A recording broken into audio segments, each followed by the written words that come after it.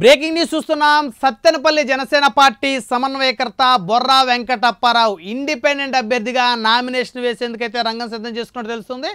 బొర్రా వెంకటప్పారావు గత కొంతకాలంగా జనసేన పార్టీలో సీనియర్ నేతగా వ్యవహరిస్తూ వచ్చారు. ప్రజారాజ్యం పార్టీ దగ్గర నుంచి కూడా మెగా ఫ్యామిలీకి వేర విధేయుడిగా ఉంటూ వచ్చారు.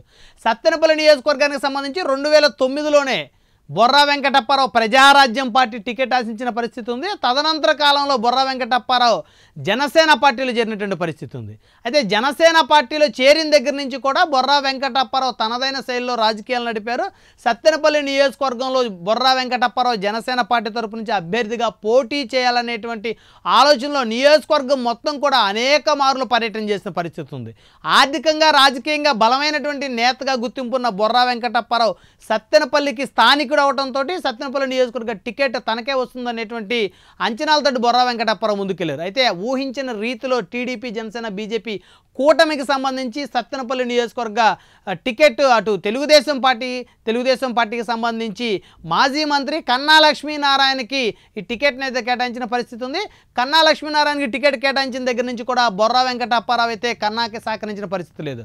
అదే పలుమార్లు బొర్రా వెంకటప్పారావుని తెలుగుదేశం అధినేత చంద్రబాబు నాయుడు పిలిచి మరీ బుజ్జగించినప్పటికీ కూడా బొర్రా వెంకటప్పారావు ఏమాత్రం కూడా కూటమికి మద్దతు తెలిపిన పరిస్థితి లేదు. జనసేన అధినేత పవన్ కళ్యాణ్ పిలిస్తేనే తాను కూటమికి మద్దతు తెలుపుతానని, తెలుగుదేశం అభ్యర్థికి నేను సపోర్ట్ చేస్తానంటూ బొర్రా వెంకటప్పారావు చెప్తూ వచ్చారు. అయితే ఇప్పటివరకు కూడా జనసేన అధినేత పవన్ కళ్యాణ్ అయితే బొర్రా వెంకటప్పారావుని పిలిచి మాట్లాడిన పరిస్థితి లేదు.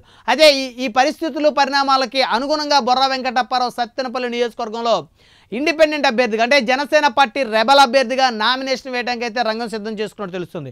ఒకవేళ జనసేన పార్టీ రెబల్ అభ్యర్థిగా బొర్రా వెంకటప్పారావు సత్తెనపల్లి నియోజకవర్గంలో కనుక నామినేషన్ వేచి జనంలోకి కనుక వెళ్తే ఖచ్చితంగా జనసేన పార్టీకి సంబంధించినటువంటి క్యాడర్ ఓట్ బ్యాంక్ ఎంతో కొంత బొర్రా వెంకటప్పారావు చీల్చే పరిస్థితి ఉంది. దీంతో గెలిచే అభ్యర్థులు ఓడిపోయే అభ్యర్థులు గెలిచే పరిస్థితులు చాలా స్పష్టంగా కనపడుతున్నాయంటూ రాజకీయ విశ్లేషకులు కూడా అంచనా వేస్తున్న పరిస్థితి ఉంది. మొత్తానికి బొర్రా వెంకటప్పారావుకు సంబంధించి మరి జనసేన రెబల్ అభ్యర్థిగా నామినేషన్ వేసిన బొర్రా వెంకటప్పారావు గెలుపు దిశగా ఏ మేరకు ముందుకు వెళ్తారు అనేటువంటి తెలియాలంటే ఖచ్చితంగా వేచి చూడాల్సినటువంటి అవసరం ఉంది.